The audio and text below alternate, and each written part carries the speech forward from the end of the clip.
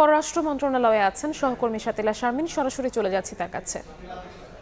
Shatila, ভারতীয় হাইকমিশনারকে তলব করার পরে এখন আসলে আমরা অপেক্ষা করছি গণমাধ্যম কর্মীরা এখানে পররাষ্ট্র মন্ত্রণালয়ের পক্ষ থেকে কারো কাছ থেকে আসলে বিস্তারিত জানা যায় কিনা। সেই বিস্তারিত জানার জন্য আসলে আমরা মূলত পররাষ্ট্র উপদেষ্টা মোহাম্মদ তৌহিদ হোসেনেরই অপেক্ষা করছি।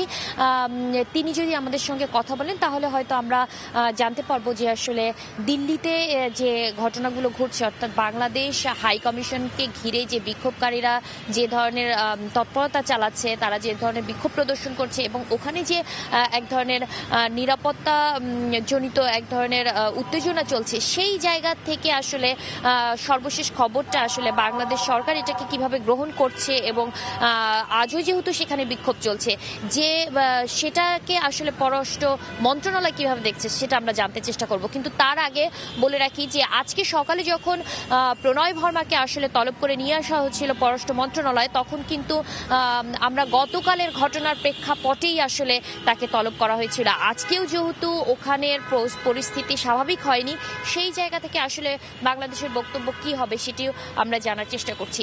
এর আগে জানিয়ে রাখি যে বাংলাদেশ ভারত যে সম্পর্ক, সেই সম্পর্কের জায়গায় কয়েকদিন ধরে আমরা দেখতে পাচ্ছি যে পাল্টাপাল্টি এক ধরনের হাই কমিশনারদের তলব এবং পাল্টাপাল্টি আমরা সংবাদ বিজ্ঞপ্তিও দেখতে পেরেছি। আমরা দেখেছি যে ভারতের সংবাদ বিজ্ঞপ্তিকে প্রত্যাখ্যান করতে দেখেছি ঢাকাকে, এবং ঢাকার যে বক্তব্য, সেই বক্তব্যের পাল্টা যে জবাব আসলে ভারত সরকার দিয়েছে, সেই জায়গায়ও আমরা বেশ কিছু মত পার্থক্যের জায়গা দেখতে পেরেছি। এর আগে যদি বলি তাহলে বলতে হয় তাহলে বাংলাদেশ ভারতের যে সম্পর্ক, সেই সম্পর্কের টানাপোড়েনটা অন্তর্বর্তী সরকারের আসার পরে, শেখ হাসিনা এই দেশ থেকে পালিয়ে যাবার পরেই যে টানাপোড়েন শুরু হয়েছিল, সেই টানাপোড়েনের মধ্যেই আমরা সাম্প্রতিক সময় কয়েক সপ্তাহে আসলে সেই সম্পর্কের জায়গায় আরও এক ধরনের কঠোরতা আসতে দেখছি। তো এই ছিল আমার কাছে সর্বশেষ।